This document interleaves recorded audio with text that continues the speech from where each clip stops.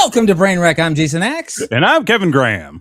And this is the best show on the internet. The best one you've ever watched. The best one that there will ever be. Here's Quill. The best one that won't kick your head off into retirement. The best... Wait, what? The best show that won't kick your head off into retirement. Yeah. Exactly. Subscribe. We do the show each and every Wednesday night right here on youtube.com/BrainwreckTV. What a segue. What a segue. Woo! It's another Wednesday. Buddy? 2 weeks in a row for us. You know, we've been 2 weeks in a row. So this is what our second episode of December. Our second episode before our last 2 episodes before the end of the year. Right. Depending on what we want to do on New Year's Eve and Christmas Eve. So oh shit, yeah, that's a good point.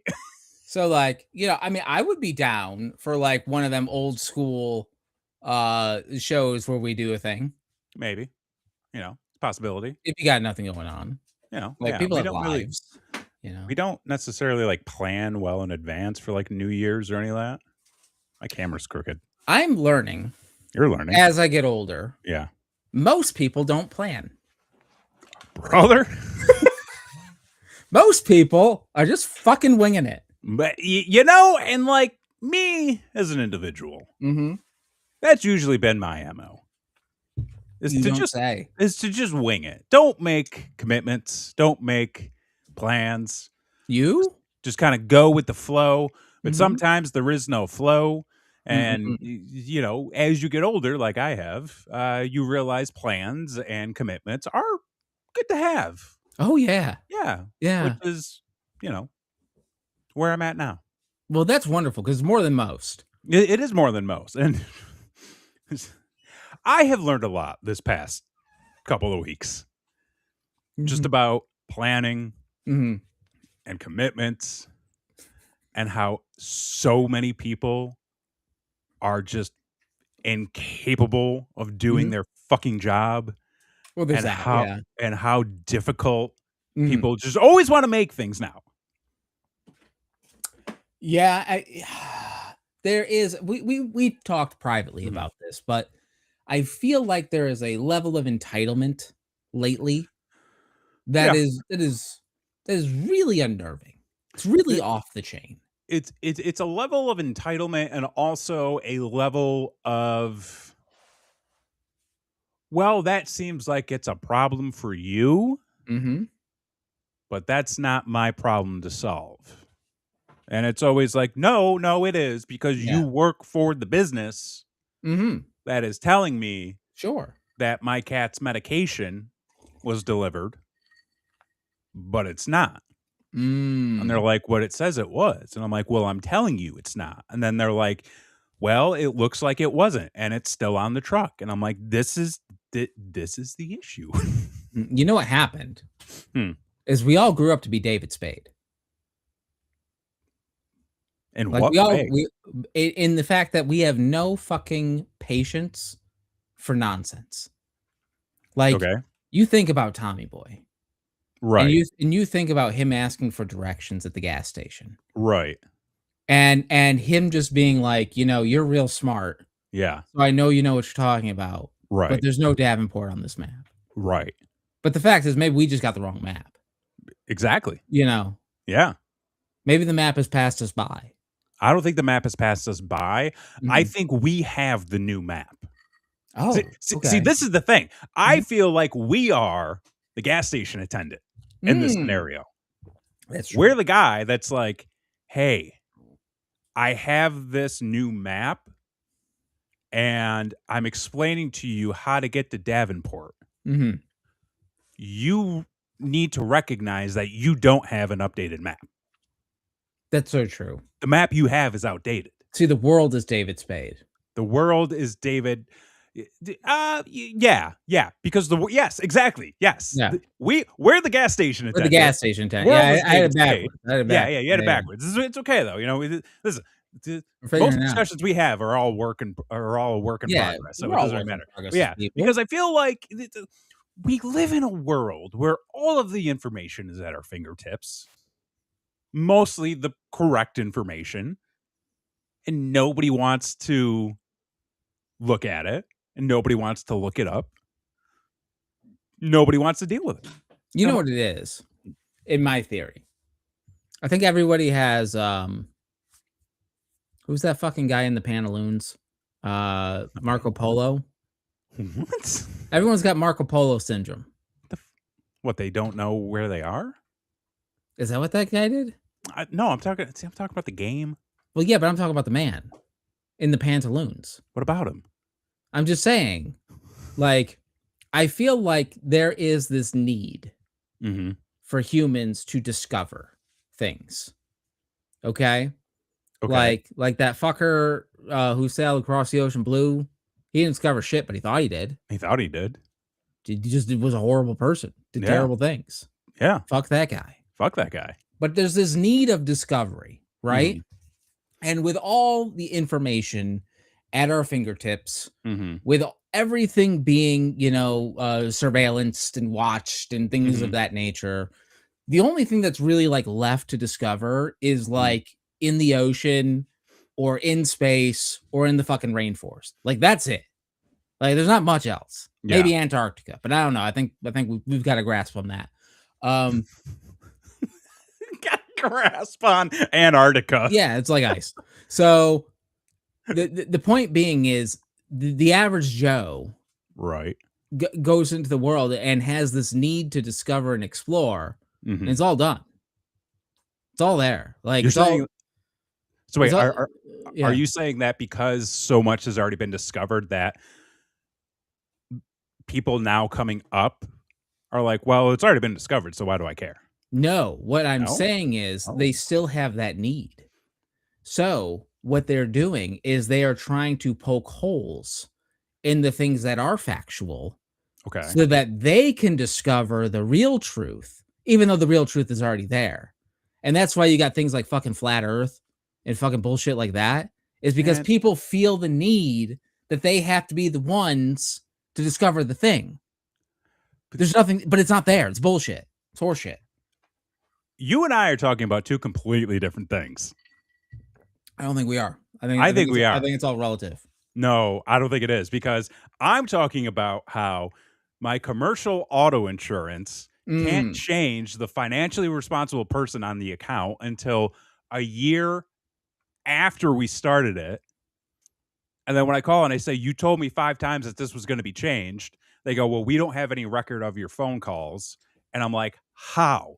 How do you not have records of that? They're like, well, we don't. And I'm like, this was the last time I called. And they go, oh, yeah, we got a record on that. They discovered it. No. Only because I told them to. Because I told them it was there. They didn't want to discover it. Okay. Right. Okay. I'm Chris Columbus in this scenario, except without all the all the terrible things that he did and the awfulness. I'm the Chris Columbus who directed Home Alone. Oh yeah, okay. Yeah. All right. So, You ever see anything recently with Macaulay Culkin? Yeah, he's gonna be in Fallout. Yeah, he's weird. I mean, so. And like, but also he already beat the odds. Yeah. In the sense that he's still alive as a child star. I mean, so more power to him. But there's something about him. Like I watched an interview with him recently. Right. And I want to be like, I want to like you. Like my nostalgia wants to like you. Right. But I find you as a person really annoying. And I'm trying to overlook that because I like those movies and the Kevin is screaming all things and the wacky traps and stuff. Right. But him as a person is really annoying. He's very pretentious, but he pretends not to be pretentious, but he's very pretentious. And it's like, when you've grown up since 10 years old with all the money, how could you not be? But did he actually have all the money? Because that's the thing. Like a lot of those child stars, like they were getting paid, but they didn't see the money. He had enough money to disappear for a good long while. which, sure. But I also think that the whole Michael Jackson thing and how everybody was associating him as somebody who was potentially abused probably didn't do him any favors. Because No, imagine that. Like you're just trying to live your life and then everybody's like, "Oh, you were molested." And I don't know the situation sure. any which way to Sunday, but Yeah, you got an open mind. but I'm just like, imagine that. Like you're already this like weird guy, and then like suddenly everybody's like in the media, like making up stories about you that you don't even know why they're doing that. How did we get here? I don't know. I'm just trying to say, people are fucking stupid, okay? And I saw a great reel on Instagram the other day that really solidified how I feel at this current point in time. Okay. And the guy said that I am not smart enough for this many people to be dumber than me. And I'm like, that is a great statement. And that's how I feel. Like, I consider myself a smart guy. Sure. You got a master's degree. I got a master's degree, but I am not that smart for so many people to be dumb and much more dumb than I am. Especially when it comes to people who like other people who run departments in businesses. Yeah. And people who are supposed to help customers and just everyday people you see on social media or out in the street. I'm like, there's no reason for you to be this stupid. Well, we are the sum of our experiences, right?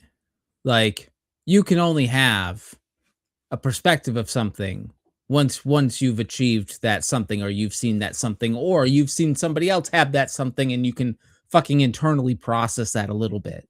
Get out of your own goddamn fucking head for a minute. But for most people, I assume, because I reality is a singular experience. So I have mine, you have yours, everybody else's has theirs. Yeah. I explained this to my coworkers today, and they all like, that makes so much sense. And I'm like, I am the wise. You are the wise. Yeah, and most people are, in fact, selfish and not dumb. Yeah. So you have to get over people's stupidity, their ego, and like their just kind of overall selfishness of them first above everybody else. Right. And then they will get to you. And if you're not dealing with somebody who regularly has those three things in check, boy, oh howdy. You are in for a ride of an experience, and not a pleasant one. Usually, every now and then, there is somebody who is so fucking selfish and so fucking narcissistic and so fucking stupid that it works out for everybody. It's very rare. It's very, very rare. They are the lightning in a bottle. Totally. The anomaly. Yeah. So, well, all right. We have couple things we got to talk about here tonight. We sure do.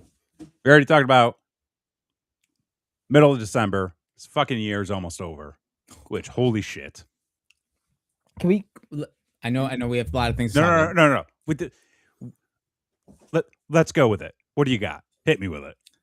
This year, 2025, may go down as the most fucking out of control, hurling through space on a ball, fucking rock, nonsensical fucking year that's ever existed. Yeah. At least in my lifetime. Like, you want to talk about how growing up, people are like, you got to prepare for the future.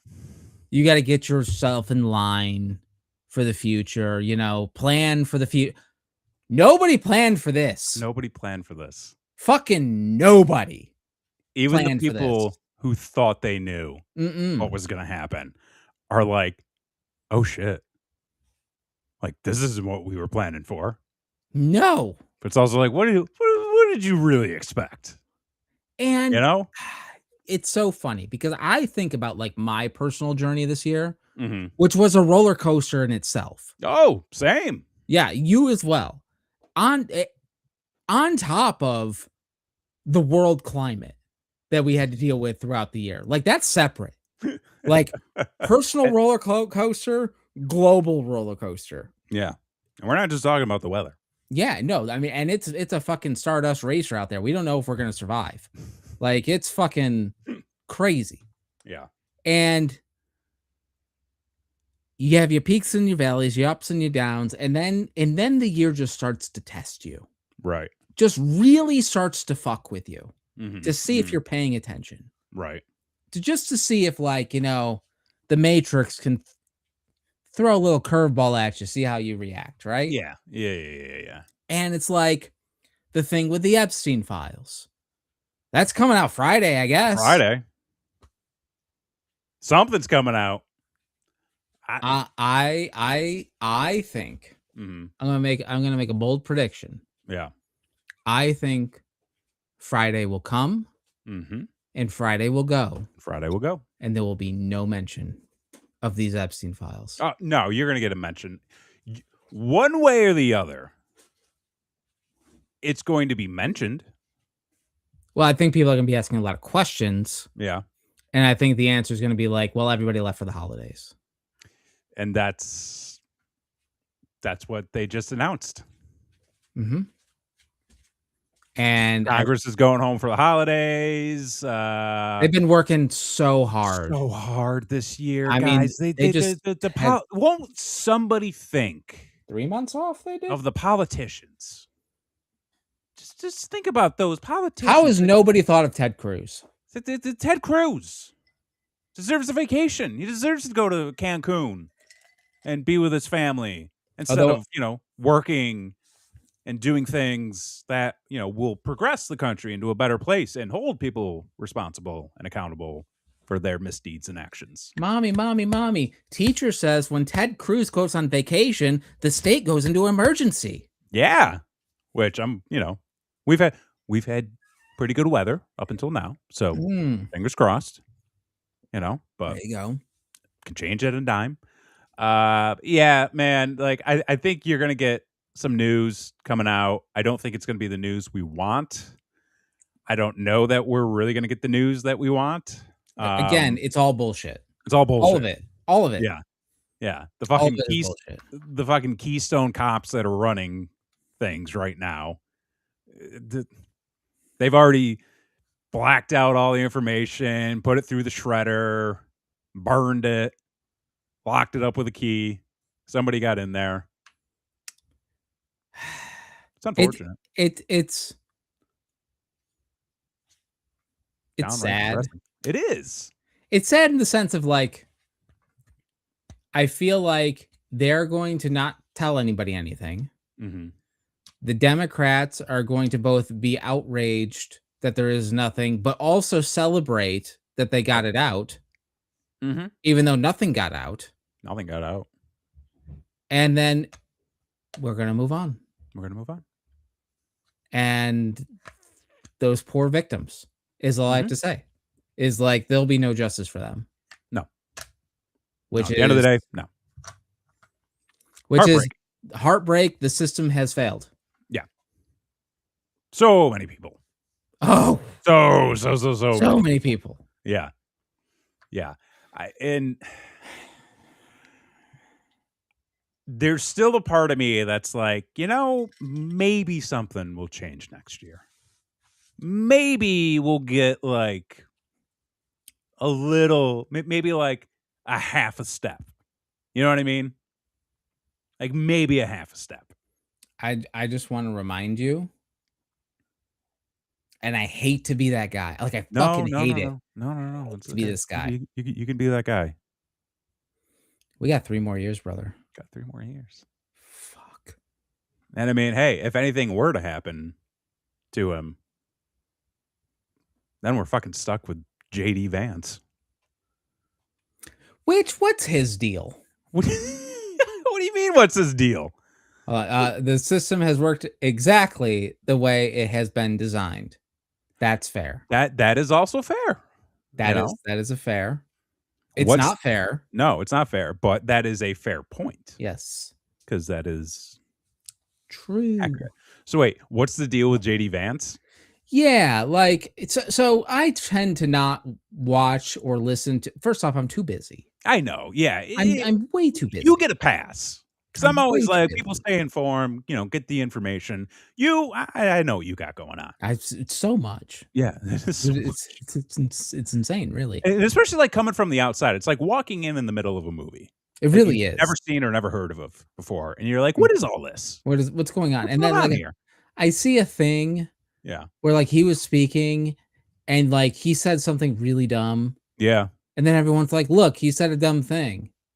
And then everybody just moves on. Yeah. And it's like, well, it is anyone gonna do anything about this? Like, No, because the other thing is, like, Democrats and people on the left, they love fucking standing up on their high horse and mm, saying, "Look at these dumb guys. Look at it. He said something really stupid.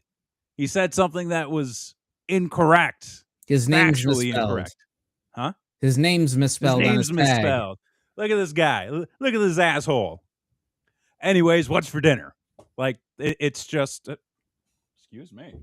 It's just this, like, constant cycle of people are just getting away with saying whatever shit that they want. Mhm. It doesn't matter. His whole deal is he is just a bootlicker to the highest bidder that'll give him $1. This is a guy that was like, Trump is America's Hitler. And then we had the opportunity to go into the vice presidency. He was like, I only said that because I was led astray. And I believe the mainstream liberal media. And it's like, homie, if that's your excuse, Mhm. then you ain't cut out for this role, man. And I think he's proven very well that he is not cut out for this role. Mhm. But then again, who in the current administration is? I don't know. Oh Let's yeah. go. Yeah, no, he did write a book once and they Okay. turned it into a shitty movie. Uh, Pablo Yeah. is the voice of the rural educated man. He sucks. Yeah. Okay. Well, Yeah. you know what? Like, Jurassic Park was a book, It was. It made a lot more money than his shitty movie did. and it was a wonderful movie. Yeah. So, like, what could have been? It could have been. Not that. Not that. Mm-mm. I don't see him writing Jurassic Park. So we have to talk about this because Okay. it is topical and it does Yeah. play into what we're going to talk about later on, which we are going to talk about John Cena and wrestling and all the things. So stay tuned. It is Yes. coming. I wore this shirt for a reason. Unfortunately, we do have to talk about the passing of Rob Reiner and his wife. Right. Fucking horrible situation. Horrific. Rob Reiner was one of my favorite actors and directors. Right. Like, I grew up as a Nick at Night kid watching All in the Family, and then loved Spinal Tap, loved his, just loved his work. And anytime he would pop up as like a character or did a cameo or something, it was always wonderful. Yeah. And then to hear like he was actually a really good dude. Yeah. On top of that, like makes this whole situation fucking that much more awful. Right. And that he got to fucking 78. Yeah. Made it all the way to 78. Mm-hmm. And then that's how you go? Yeah. Fuck. Man. No, it is absolutely horrible. I remember when I first caught the news about it the other night, like obviously information hadn't really gone out in terms of like what the details were. But my immediate thought was like, after I heard about it, I was like, this is like eerily similar to what just very recently happened with like Gene Hackman and his wife. And I was like, this is something's not right here. And then more information came out, and then it was, said that his son was a suspect. And obviously things unfolded from there. But in terms of like him as a fixture within pop culture and media, he's one of those guys that I never truly recognized Number one, how influential he was. Mm. And number two, how just always there he was. Because when you think about his body of work, like I'm looking at his filmography right now, but like specifically like as a director, Mhm. and looking at this, I'm always just like, oh fuck yeah, he directed that, he Yeah. made that. Like Spinal Tap was the first movie he directed. Yeah, which is crazy. Banger. Okay, you got Stand By Me. Mhm. You got The Princess Bride, When Harry Met Sally, Misery, A Few Good Men, Ghosts of Mississippi, and then the list just goes on. And then like you look at him as an actor, and like you said, like him just popping up into things, like him in The Wolf of Wall Street, Mm. some of the funniest bits, Yeah. like memorable. Like out of everything that goes on in that movie, like he's in it for maybe 10 minutes. Yeah. 3-hour movies and maybe like 5 to 10 minutes. He makes that time fucking count. Oh, I know. So wonderful. And it's just like, I think that that's something that just like really encapsulates his career is everything he did, he made count. Mhm. He made it memorable in some form or fashion. And I think that it's, you don't always hear his name come up in terms of like I was saying before, like influence and just like everything. Because I think he's just always been one of those guys where he was always recognized as like, yes, like he is Right. that guy. And he was so influential that people just like kind of like knew it as like a daily thing. Like you Yeah, it get was up, just a you brush fact. your teeth, you put on your pants. Like that's Yeah. just kind of the way the world was, or the world is to like everybody in their, own personal days and their own personal worlds. Mhm. And I think just like all of the stuff that he did and all of the stuff that he accomplished, it's just like, well, yeah, he was influential. Yeah, he was one of the greatest. Yeah, he, made everything he did count. And it's just such a fucking bummer, man, It was to go out that way. 2025, just one last kick in the teeth Yeah. right before leaving, and then, and obviously, like, he had been more political lately in things that he had been tweeting. I think that, especially with everything that has gone on over the past 5 years, 10 years, Mhm. folks, it's been 10 fucking It's years been 10 since fucking years, yeah. this shit happened. Yeah, I definitely saw him as somebody who was very outspoken, and rightfully so. Yeah, and then to have the leader of the free world Mhm. talk about this man solely to make it about himself Right. and to make it yet another distraction Mhm. from all the shitty things that will potentially come out. Mhm. Hopefully, Mhm. it won't, but No. whatever. Yeah. Doesn't matter at this point. Yeah. Um, the thing that I wanted to talk about with this though was the final straw for one Mick Foley, Yes. who has decided to cancel his Legends contract Mhm. with the WWE Mhm. because of their association with Trump Yep. and because of the way Trump has handled this situation. Yeah, and when I saw that news come out yesterday, I think it Yeah. was, Mhm. I he got the Foley pop from me. Like, I stood up and I applauded to nobody Mhm. else but my fucking cat over there. Yeah, yeah. He He was was the real only one that proud. was here with me, Yeah. and just fucking clapped because there's always a thing of like, people should like put political feelings aside when it comes to like certain situations and certain environments and like certain, things of business. But I think that he was doing that Mhm. in his response to all of this. Um, because obviously, listen, the WWE has been in bed with Donald Trump since the 80s. Yeah. Like the man hosted WrestleMania on Mhm. multiple occasions. He's in the WWE Hall of Fame. He was a big part of whatever fucking WrestleMania that was however many years ago. There's a McMahon in his cabinet. There's a McMahon in his cabinet. You know, he probably shared a plane ride with Vince a couple of And I've times, seen. you know.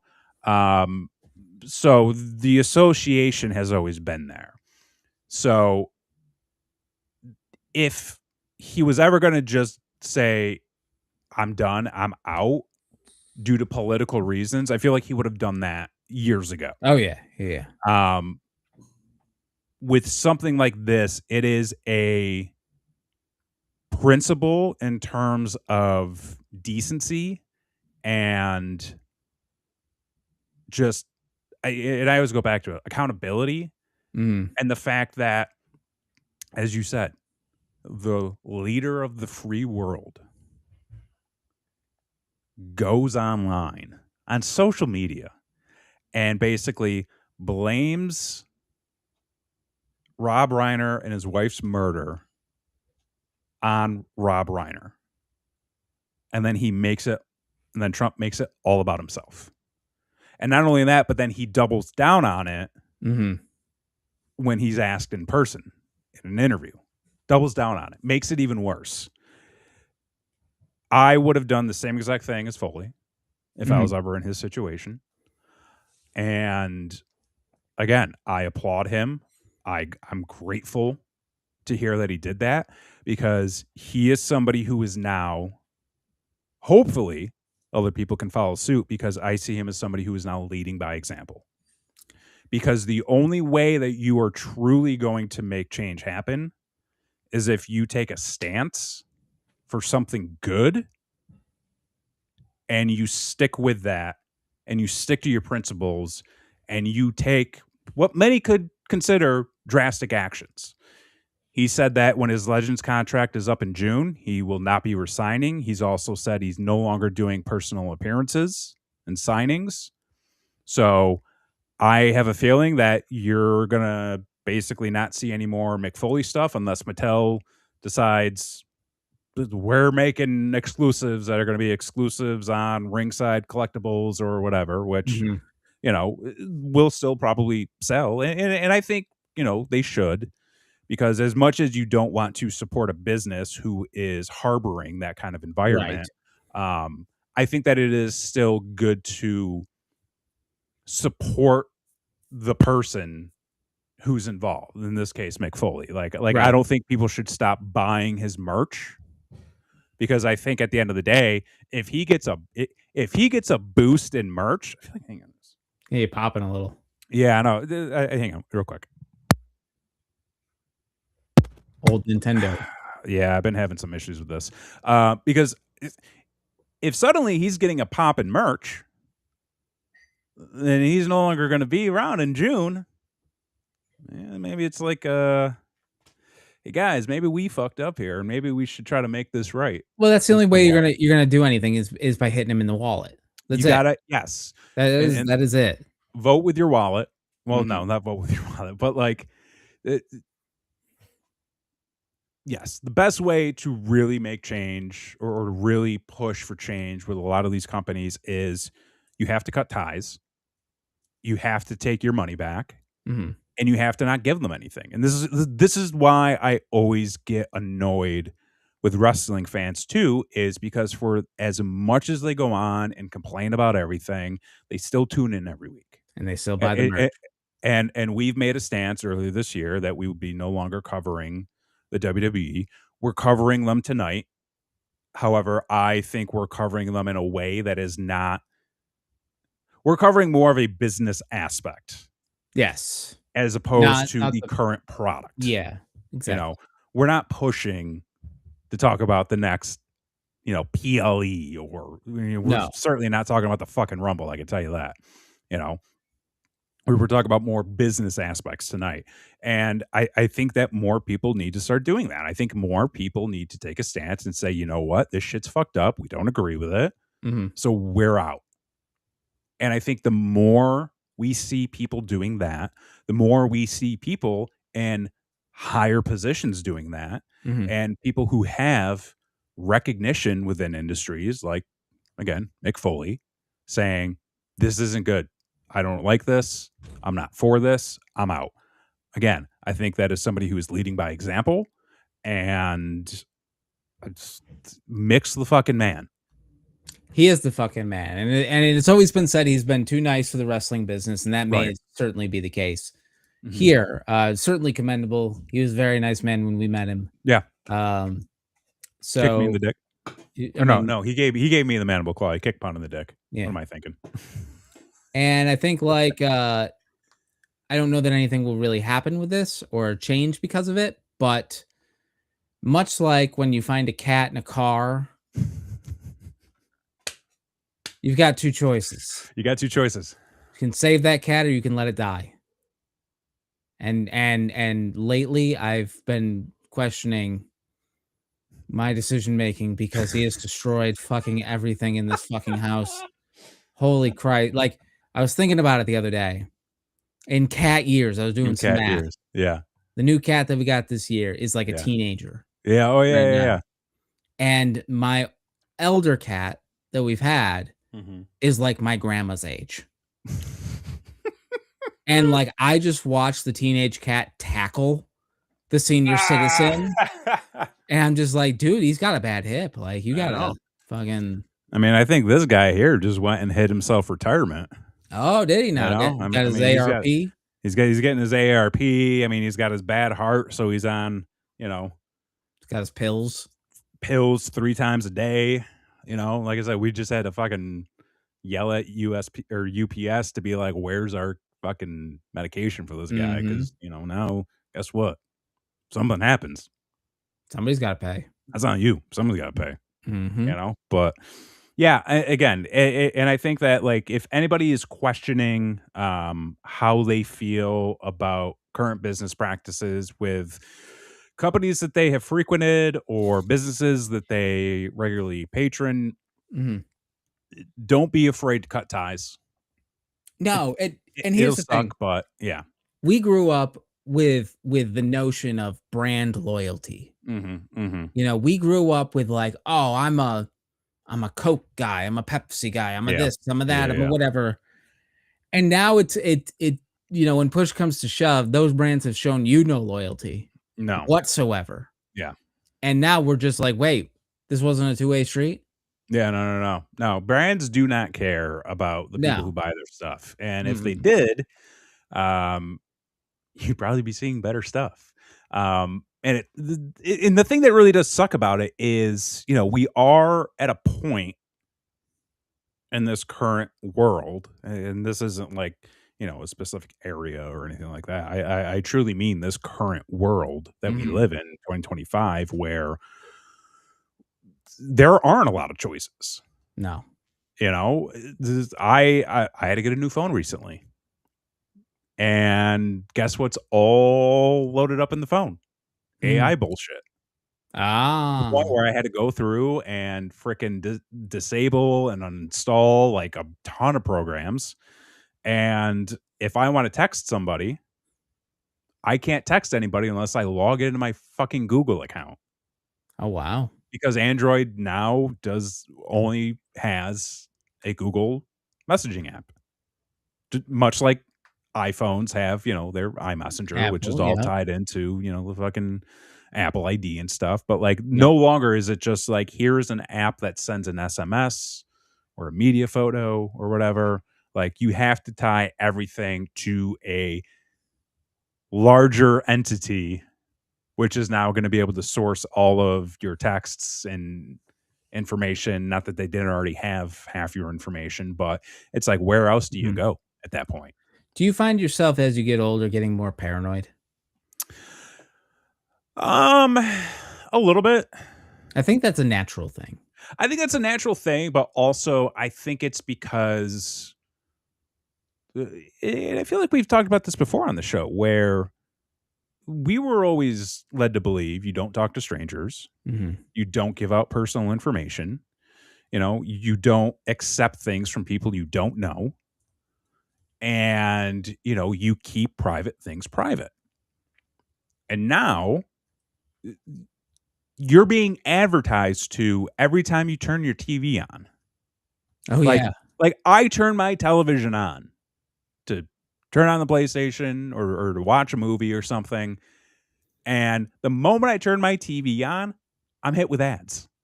It's wild. Like, it is fucking nuts. And like, I don't even know if they make TVs that aren't smart TVs, quote unquote. And the wild fucking thing is, even when the TV's saying it can't connect to the fucking internet, there are brand new ads on it. Could you imagine? How does that work? Yeah, they got that. They got those through. The fucking, the Chrome on my phone isn't loading properly on the webpage, but you know what is loading on the webpage? The fucking ads. I can tell you that much. And it's just, and I think just with how interconnected everything wants you to be, and it's like, oh, well, you can have all of your calls, your emails, your texts, your media all in one place. It's like that's all going into one place and then shooting out to one giant corporate entity. And granted, they're probably not mining your data to where they're going to have a booklet on you and basically have that just in case. It is a collective process where they're just running it through a system and they're saying, give us the most common outcome or give us the most common result.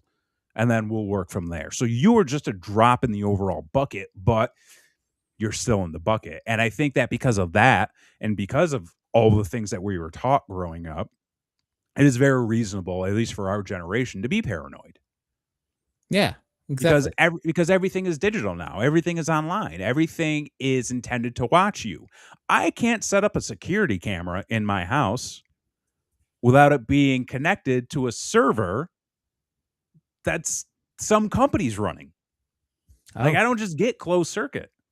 Bergman says companies that make dumb TVs still exist, but none of the major companies make one. Yeah.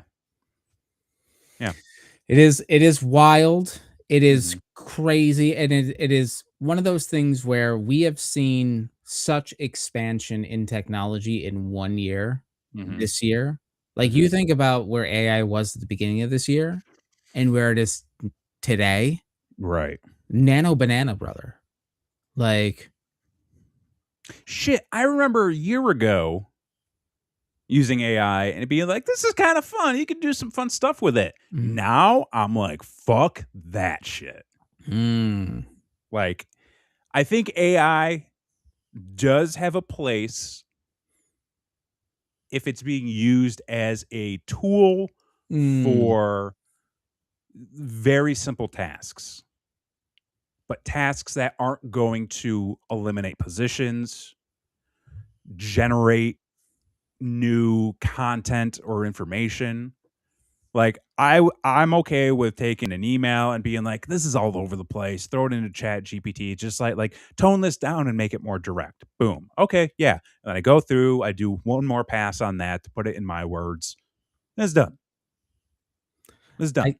I will say it's still not perfect. I did mess with the AI a little bit because I wanted to do I wanted a video thing that didn't exist and couldn't exist unless, I had a big budget. Right. Which is what I wanted Santa Claus to do a flying elbow drop off the top rope through a table with an alien on it. And it didn't quite get it.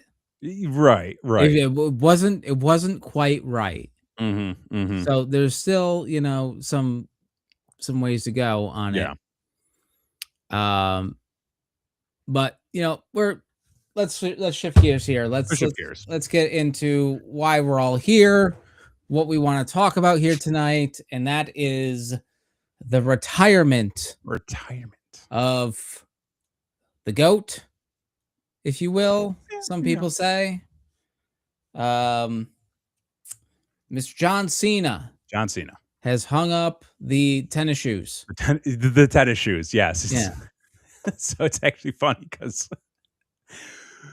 I was actually just watching the match before coming live because I hadn't actually watched it prior to tonight. And Christy had come home in the middle of me watching it, and she was just like, oh, he's taking all his his shoes and everything off. I was like, yeah, it's kind of like something, it's tradition when wrestler retires, they'll often take off their boots, leave it in the ring. She's like, but he's just walking around with socks on. What if he steps in a puddle? I'm like, that's a great point, because then he's just got wet socks. Yeah, he's got a wetter. Yeah, and not only is he going out to fucking booze for Triple H, but he's going out with wet socks too. Yeah, he might get some athlete's foot. Yeah, Christy, that's what I'm saying. Yeah, that's what she said. Yeah, literally. That is what you said. Yeah, so a lot of discussion and debate around this whole situation. Obviously, for anybody who might be living under a rock and, just doesn't follow things on social media, John Cena, went up against Gunther this past Saturday night's main event for his final match, and he lost. Right. And not only did he lose, but he lost via tap out. Right. He tapped out to, Gunther's sleeper rear naked choke, however they refer to it as. Which a lot of people were pissed about. Yeah. I'll say this before we get into all that. Watch the match. The match was fine. Couple moments in it where I'm like, they either mistimed something or Gunther was waiting for something. Maybe when he shouldn't have been waiting for something.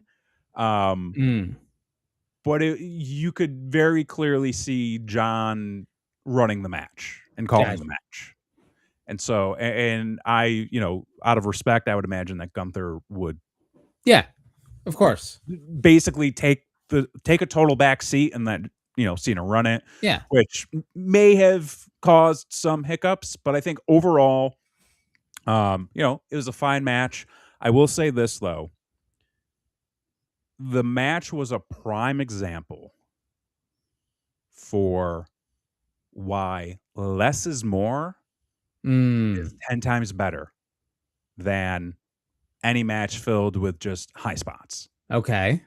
Because they really did very little in this match. Right. I mean, he can't do a lot to begin with. Can't do a lot. So, but watching the match, I'm like, this is well timed.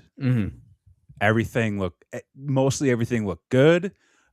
It told a good story, and for obvious reasons, the fans were into it. Right. For again, it's John Cena's last match, so they're going to be going nuts for it. Did you hear about the ticket prices? Dude, I did not. I'm sure they were out of the fucking world, though. I believe front row. And Bergman, maybe you can get me some solid numbers because I just heard from the grapevine. Front row, $30K. Shut the fuck up. $30K. Wow. For John Cena's last match. If that's crazy, if true. Insane. Crazy, if true. And then they give him that finish. And then they give him that. Okay, so we're going to get to that. But I do want to highlight the match overall and just say, for how little they did, I think it was a great example of why less is more works so well. Because it told a great story. I think both Cena and Gunther worked to their strengths, worked to their abilities. And like I said, a few hiccups here and there, but I think overall, great story. Yeah. The finish.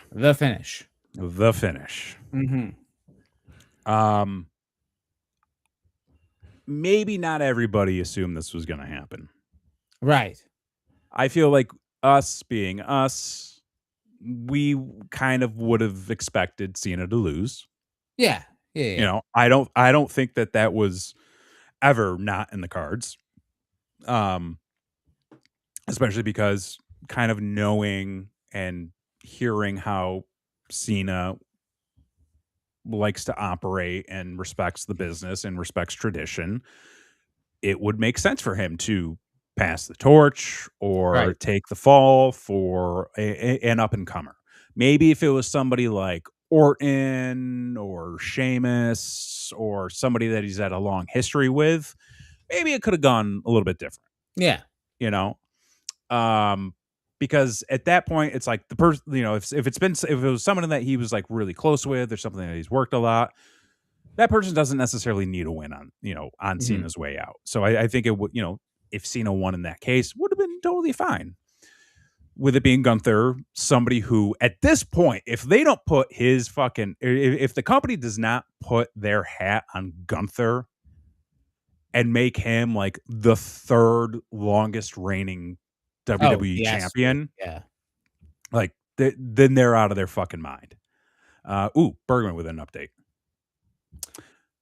Go ahead. Okay, so he says tagging on both the package that he assumes to be mandatory for the front row sale, 20K is a seemingly good estimate, which still It's fucking fucking insane. crazy, man. It's fucking crazy. Yeah, so like with it being Gunther, like totally makes sense for him to, you know, lay down and pass the torch, you know, give the rub to a new guy on his way up while Cena's on the way out. However, Mhm. the fact that Cena tapped did not sit well with people. Mm. I also think the fact that Cena tapped so, what's the word? Gleefully? Not even gleefully. Just with like such little substance. Such Yep. little, very impersonal is how it was put by Christie, as a matter of fact. Was that it was very impersonal. It reminded me of Babe.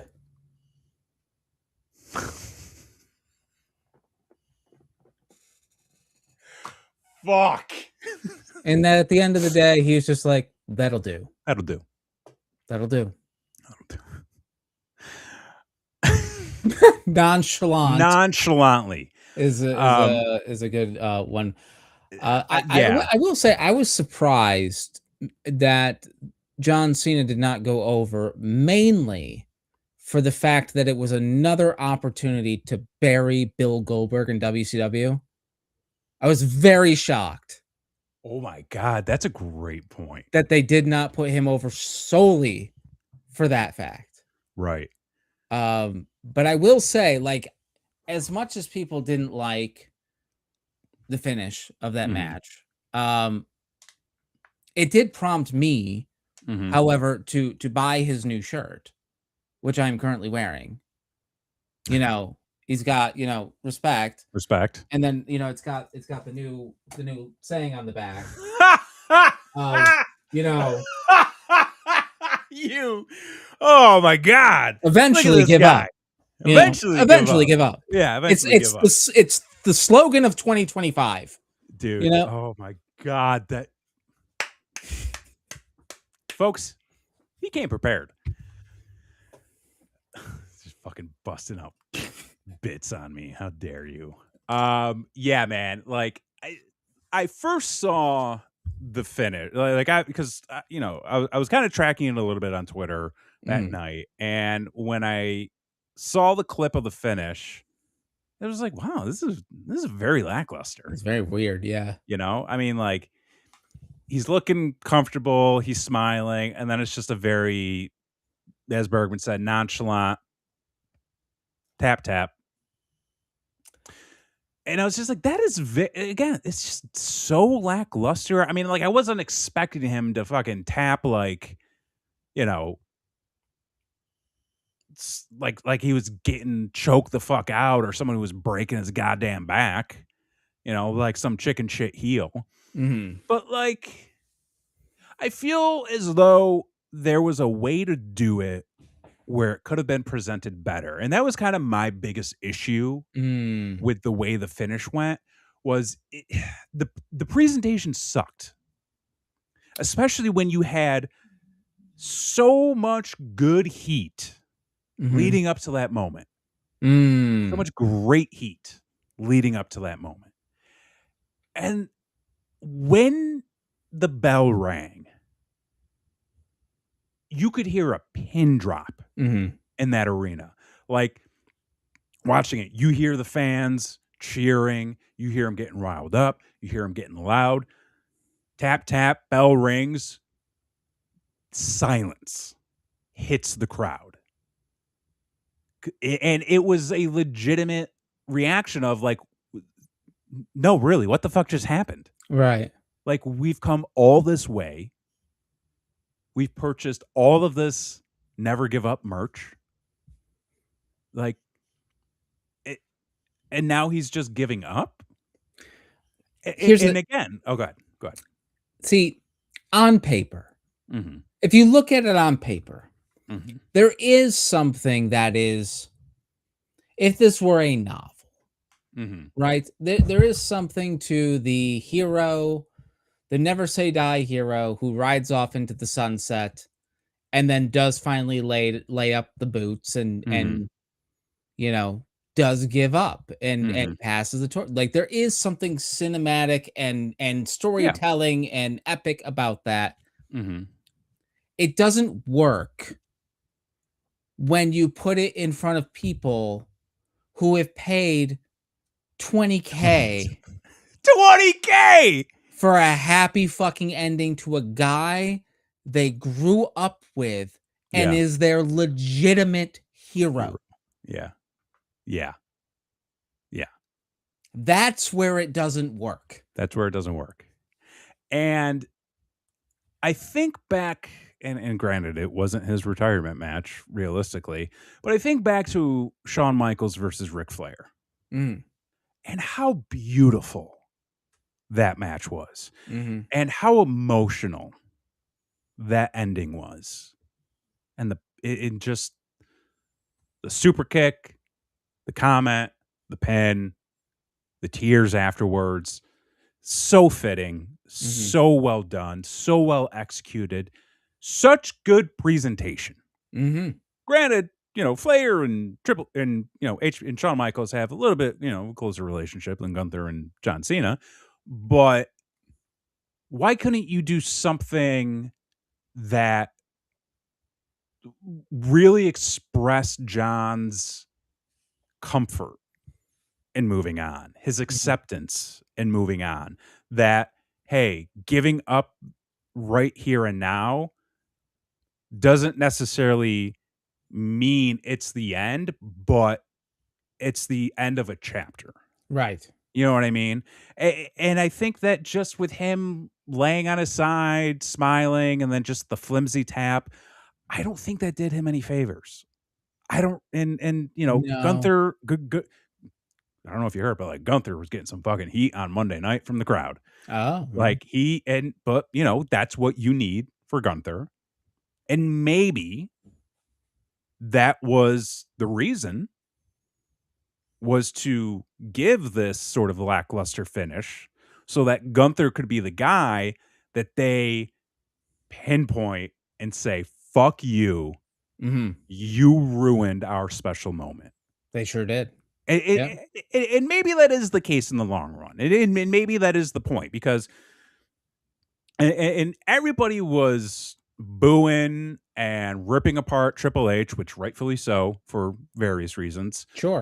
As he was coming out, which I never thought he should have come out, especially considering how much the fans immediately shit on the finish. Yep. Should have never come out. Should have kept his ass back. He does not need to be the Dana White of the WWE. He's Mr. We're calling out Triple H. He doesn't want us to, but we're gonna make him come out here, and he begrudgingly comes out. Fuck you. Fuck you. Fuck you. Yeah, fuck you. Fuck you. He is more inclined to be in the spotlight than ever before. Yeah. Because I think if you don't have Triple H come out, I think if you have CM Punk and Cody lead everybody out, that means so much more. Oh yeah. And I think Cody and Punk, I think, did a great job at helping flip the situation. And I think when they get in the ring and they hand them the belts and they say, take this, here are your flowers, you earned it. I think that helped a lot. Of course, he goes right over to Trips and they start booing the fuck out of him. And it's like, again, I think it's great that they gave Gunther the rub on this. Yep. Um, that was the correct thing to do. That was the correct thing to do. And for anybody putting sole blame on Triple H, I hate to break it to you, but that's not how the business works. Mm-mm. This would have not happened if Cena did not okay it. Sorry to say, sorry to, shatter the glass on you, but this was a collaborative, Oh, totally. project. But I think, man, I don't think the reaction initially was the one they should have gone with. Right. I think that there was a way to present it where obviously the fans are let down because Cena lost, but it made sense to more people in the moment and people could accept it. Because here's the thing. If you want to express that John Cena is accepting, the fact that he is now retiring, the fact that he is going to lose, you have to get the audience to buy into that as well and get them to accept it. The reaction shouldn't be as Gunther is gone and backstage, there should be no boos. There should be no you fucked up. There should be no bullshit. And that's what you got. That is not the way to send out the biggest star and the top guy of our generation. You look at Flair, right? Going back to Flair. Mm-hmm. Like, Flair knew it was over, and he was asking Shawn to kick him and to finish it. Mm-hmm.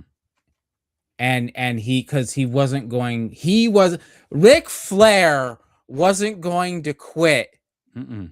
He made Shawn put him down. John Cena gives up. John Cena gives up.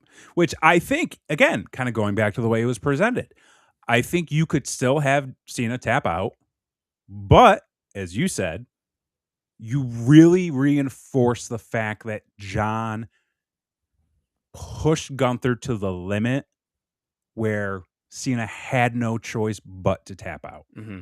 But he accepted it. And instead, it came across like a senior who skipped the last 2 periods of the last day of high school and thought he got one over on everybody. Yeah. That's how it came across. Yeah. Fucking horrific. Yeah. So. And as Bergman says, in a company that sells melodrama, they went subtle, which they have fucking never done. And I've seen a lot of people, try to rationalize the smile, right? As sort of an Obi-Wan Kenobi situation. I've seen that comparison. You've seen that comparison? And all I have to say is that's the smile of, brother, we already got their money. That is the smile, brother, we got their money. We got their money. There is no Obi-Wan fucking... No. There is not a comparison. And if people... And I think Cena even tweeted that out. I think that is a horseshoe attempt to sneak in a little bit extra. Mm-hmm. And in my opinion, if you can't get people to understand it in the moment, then you failed. Because this is professional wrestling. You gotta hook people in the moment. You can't... It's not something where you can do something subtle and then have people ponder for a couple of months and go, you know what? Yeah. That makes sense now, because after a few months pass, the moment's over. The moment's gone. Nobody cares. So you got to give it to them right then and there. You have to make them understand. You have to get them on board, and you have to get them to accept it, which they did not do. They did not do. So they did not do. So all things said, he still went out with fans on his side. He still went out to applause. He still went out with, respect of his peers and respect of the crowd. So there's a lot of ways it could have gone better, but I think in the end, it was a mostly fitting tribute. I'm somebody who does not like John Cena's wrestling. No. In fact, I think he's a better actor than he is a wrestler. Because I've seen Peacemaker. I've seen some of his other movies. He's gotten much better. The acting he did in that match, ooh. Not great. Brother, not great. So kind of is what it is at this point. But again, if they do not make Gunther the third or second longest reigning WWE champion ever, then this is all for nothing. I think he takes the title from Cody. I think he takes the title from Cody too. I think he needs to. He needs to. Taking it from Punk means nothing. Absolutely nothing. Especially because it's the secondary title, man. It's the secondary title, and Cody ain't never been knocked out in an octagon. So, what? Just saying. Well, somebody who did apparently get knocked out last night. I know we're kind of going over time, and we kind of hit our two main points here with kind of burying Triple H and the unfortunate situation around John Cena's retirement match. So we'll kind of speed through this. I had you watch the clip prior to going live tonight, but last night at NXT there was a little bit of controversy, a little botch, if you will, surrounding the women's North American title. They have so many titles. They have so many titles now. They do. It's just like, and I mean, like, I think it's great that they now have more women's titles. Oh yeah, because guess what? You get to build a mid card that way, which means you kind of get a chance to build some future stars. Could you imagine? Which I will say, somebody who is fucking prime time ready for this shit, who if they don't call up tomorrow. I say call up. The fucking listen, NXT is the third brand. There's no calling up. Okay. No. It's the third fucking brand. They say calling up because it's a financial scheme. It's a financial scheme. No, it really is. They don't want to pay people. With the unique, I mean, yeah. Obafemi, brother. This guy's got it. He's got it? He's got it. Never seen him. He's got it. All right. He's fucking got it, dude. He's going to be a star. That's an endorsement. I will take. He's going to be a fucking star, man. He is a beast. He fucking manhandled Cody, which Cody gave him some. I mean, Cody let him have a little bit, which I thought was great. Yeah, that's wonderful. Fucking NXT champion versus the WWE heavyweight champion. That's how you build a future star. So, but yeah, going back to NXT last night. So, Blake Monroe recently came over from AEW. Right. I said that's right. Yeah. That's right. Yeah. Gave up $1 million. Man, it's a mark. Probably better. I would have gone. Fucking kidding me? She was defending the North American women's title against Thea Hail and lost. Thea Hail won the title. These are all people I don't know. People you don't know. And I don't know the situation. Yes. But from what I was able to watch the clip, because you showed me the clip. Yeah. It seemed like, the company has 23 titles active right now, not counting the stuff with AAA. Well, just wait until they acquire TNA. There you go. And they'll have even more, because I think TNA's got a fucking bunch. It's all horseshit. All horseshit. But from what I was watching in the clip, oh boy, you have an opinion. I have an opinion on this. I have a strong opinion, and I don't agree with your opinion. But all right, we're in debate. Go ahead and tell the people what you think. All right, so I was browsing around on Twitter last night, and I started to see again a little bit of controversy spark up. As I said, Thea Hail won the North American women's title last night against Blake Monroe. A lot of people saying that it was a botched finish. and that Thea was not supposed to win, and that Blake was supposed to retain, that Blake was supposed to retain because there was all this creative that was already shot, and there were all these plans that they were already doing, and they had to scramble at the last minute, and this, that, and the other thing. And I'm like, whoa, whoa, what's going on here? So I go and I watch the clip, and I'm like, oh damn, this is a bit of a wacky finish, and seemed like there was some confusion. But I watched it a few times, and I watched, a lot of, as I was watching more of the lead up and kind of more of the the aftermath of everything. I'm like, why are people saying this was a botch? Oh, I was like, this isn't a botch. This is exactly what was supposed to happen. Interesting. And again, I'm watching this over and over and over again, and like filming it, like to the point where Christy's like, "What are you watching?" And I'm like, "I don't know." Lies. That's what I'm watching. A bed of lies. I'm watching lies. Okay, I'm trying to do some investigating. I'm putting on my pro wrestling private investigator hat, and I'm watching it. I'm like, okay, taking it frame by frame, step by step. Thea goes for springboard back senton and just fucking cannonballs right on top of her. That was the first thing I noticed is, holy fuck, did she like give a full fucking potato? Like, good God almighty. But also, like, I mean, was it a full potato? It was a Freddy sandbag and a half. You're okay, but give her some credit. She's doing a move where she's flying backwards and cannot see her opponent. Yeah, don't do that move. Don't. I mean, it was a good move. I won her a fucking title. It's better than the fucking Crossroads. That move sucks. Yes.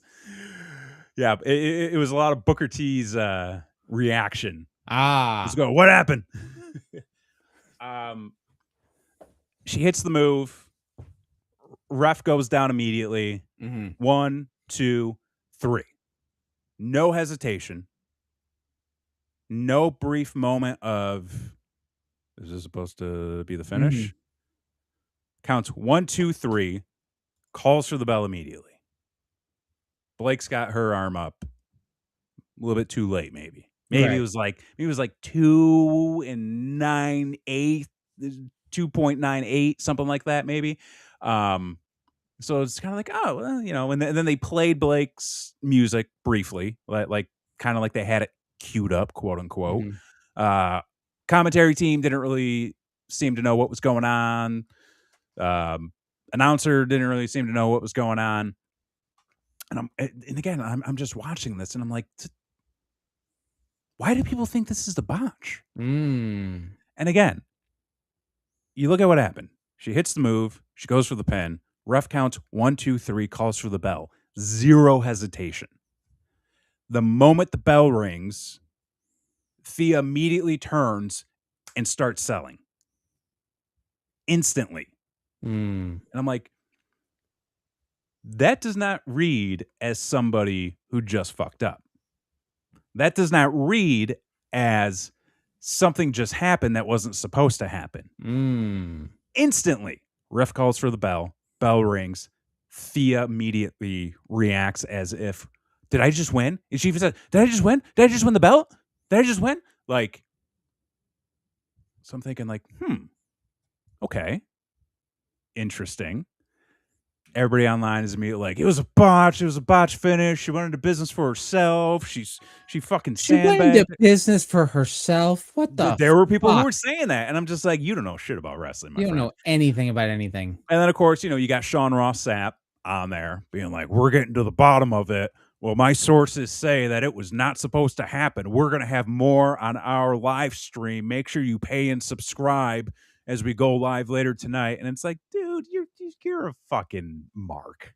Oh, he's a carny. And it's like, no dude gets an interview with John Cena the day after he retires or whatever the fuck, or the day before, whatever. and is like, "Oh, this is 100% honest and non-scripted, and these questions haven't been screened or any of this bullshit." Like, You talk about Sean Ross Sapp or Chris Van Vliet? I don't know. They're all the same. Because I think he did the one with Chris Van Vliet, which was Are they not the same person? No, they're different people. They look exactly the same by their profile pictures. They do, brother. Yeah, they do. Yeah. I'm legitimately thought they were the same person. I'm actually shocked right now. That's pretty funny. No, they're different people. Yeah, Sean Ross Sapp runs Fightful, Right. which is he covers a shitload of wrestling stuff. Right. He's got all the scoops, and everybody's stealing his content. Which I'm like, brother. I mean, come on, it's the fucking wrestling business. What do you expect? Right. Chris Van Vliet does the podcast interviews with all of like the wrestlers. It's not the same guy. It's not the same guy. I am believe it or not. It's not the same guy. I'm floored. But yeah, I'm with you on that one. I'm like, there's no way he's not being fed questions. Come on.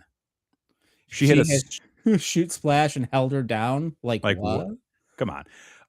And that, so like Sean Ross Sapp was like, my sources are saying that wasn't supposed to happen. More on it later unless you don't pay me. And then of course, dipshit Dave Meltzer was like, that wasn't supposed to happen. Blah, blah, blah. And then like the story was like Blake Monroe got the wind knocked out of her from the splash, which I'm like, that actually probably could have happened, honestly. Yeah. But again, you think about the way everything played out. You think about Thea's character up to this point. She has always kind of been an underdog, and she's gone through so many changes in terms of like where she is on the card, who she's being paired with. She's kind of always had this like encouraging fan base, but she's always kind of been made this like secondary character, but she still always like puts on this great performance. So she is a true underdog. She has a lot to offer. Everything that she has done up to this point, she has made work. It's kind of she's kind of one of those performers who's like, regardless of what they give her, she's going to get it over. She's going to make it work. She's going to make the fans get behind it. So it's the end of the year. People are kind of like, checked out. People are kind of deflated over this whole John Cena thing. Yeah. Triple H is once again boasting this new era of the WWE. Why not spark some controversy? Why not create a little bit of a magic? Little Eric Bischoff. Eric Bischoff. Like, and another reason why I think all of this is because for the longest time, the curtain has been pulled back. For decades at this point. Show, brother. They have a whole show, which homies, fans, people, if you think that WWE Unreal is really giving you an inside look at the business, then I got about 5 bridges I can sell you. And you can't see any of them. Can't see any of them because they're not there. They did such a great job at pulling back the curtain in such a way to where the people on social media think they know more about the business than they really do. Which is why you always see these fucking fools tweeting about, well, that wasn't supposed to happen. Well, my sources say this. Well, that looks wrong. Well, they clearly wanted to. And it's just like, no, you're all fucking wrong. Okay? 99% of the time, it's going to be a work. Okay. Yeah. Yes, mistakes happen. Yeah, things go wrong. Yes, there have been people who have won matches that they were not supposed to win, myself included. Yeah, totally. Yeah, totally. that was a big thing. Oh yeah.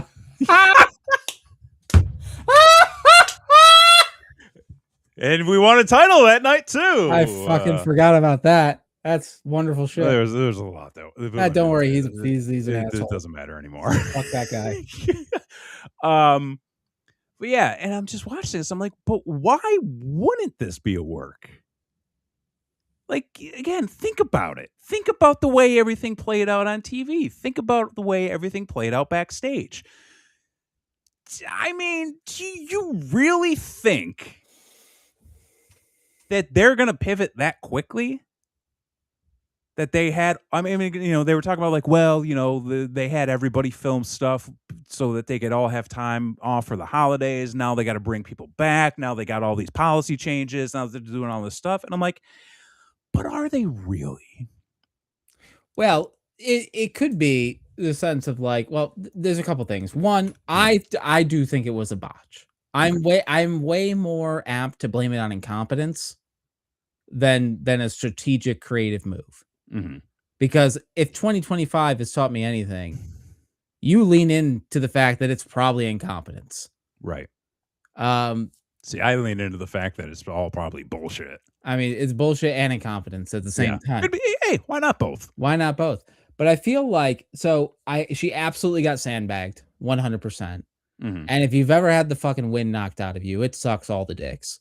Like, it is not fun to deal with. And you do kind of like lose your focus. Mhm. The other part to it is that, from my advantage of seeing it twice, I think I watched it just to make sure I knew what I saw. The confusing aspect of it is when the referee goes down for the count and her knee to go down hits the mat at the exact same time as the count of 1. So if you are a performer and you are trying to listen to the count, typically you'll wait for the ref to get down for the 1, 2, and the 3 very clear. Mhm. She could have just, that knee going down, felt that that was not the 1, that was her going down and was waiting for the 1 count. Plus, if you've gotten the fucking wind knocked out of you, you're not paying attention because you're gasping for fucking air, as it were. So it did seem like the kick out would have been, in her mind, right at like 2 3/4 based on the count of 2 being the count of 1 when you look back at the footage. Mhm. So I think it was a botch. I think it was that, like, first off, the only credence I'm giving you that it was not a botch is that I did hear the ref audibly count the pin as well, which they should. But again, if you've had the wind knocked out of you, you're not listening to shit. You might not hear that, yeah. Yeah. So I think it's one of those things of, at the end of the day, it doesn't matter. Doesn't matter. Because they made the call, they made the call. But I do think it is strange that we have seen at this, I mean, this year alone, I can think of 3 instances to where we have seen refs stop count right before the finish. Right. It's happened. It's happened. Which maybe that's why she didn't, was because she didn't want to be that person. But also, you're the referee. Like, even if you count, this is what I tell refs all the time, or at least I used to. Mhm. Is even if you count the 3, your decision is final. You're the fucking referee. Yeah. So you can go 1, 2, 3 and go, no. Kick out. Right. You have the ability to do that. And you're and like, they've got earpieces. Yeah. Heartbreak's back there giving the spots. You're telling me he wouldn't have immediately... He's looking in 2 different directions. So, like, who the fuck knows what's happening there? He didn't see it either. Stiff, brother. Just saying. Just saying. But, like, you're telling me that, like, in that moment, they're just... nobody's in his ear going, hey, whoa. Because it does, I've got the clip pulled up right here on the side, and that's kind of what I've been, taking a peek at every now and then. And I'm watching. He goes 1, 2, 3. As he's going down for the 3, and as he hits 3, you see Blake Monroe's arm go up. Now, could that also be... Are we Montrealing this one? Are we... No. Because this is all part of the work. This is all part of the angle. So I think you get this instance of, let's do something a little bit different. Let's use the fact that we have exposed the business to our own advantage, because the fans are going to have a very specific opinion on this, and they're going to think that it was a shoot. They're going to think that it was a botch. And now they can't wait to tune into Unreal to see what actually happened. And now they can't wait to tune in next week. Next time on NXT, find out what happens. And if you want to find out what happens here, be sure to like and subscribe and do all the things about following us on all the places. Yes, sir. On all the things. All across social media at Brainwreck TV, right here on youtube.com/Brainwreck TV. We've got so much content. We're going to figure something out for the next 2 weeks, with it being close to the holidays. And then, brother, we are off to 2026. We got to do our year in review. Which we got to go over our goals. I still got time. Do you? No, you don't. Who says I don't? If there aren't 18 days left in the month, brother. Who says I need 18 days? I mean, if you... Here's the thing. Brother, I'm going to tell you something right now. I'm gassed. We're all tired. I'm so tired. I slept so much after sleeping so little. I slept until like 11 o'clock on Monday. Look at you. And it was a work day. Just like, I just did nothing. Son, I sat on the couch with Christy and the cats on Sunday, and I just played Wario Land for the GameCube on my Switch. Just like, I don't. This is little things. This is the little things. And I'm going to say that as we close out, because we are getting to the holidays, and you know, we have talked about a lot of bad shit earlier in this episode, and it really has been a bit of a downer year in a lot of ways, but it has been a good, positive year in other ways too. But to sort of combat the all this end of the year bullshit, find the little things. Find the little things that you can rally behind and make you happy and give you comfort. Just for a few moments, just for the next 2 weeks, just find the little things that bring you joy. And if you're like, I don't really know what brings me joy, try something new. Try it twice. You just haven't found it yet. Try everything twice. Yeah. You might have gotten a bad experience the first time. Yeah. Try it again. And I'll end this episode with in the immortal words of Jerry Springer. Take care of yourselves. Yeah. And each other. I've been Jason X. I'm Kevin Graham. And this has been your show. Peace.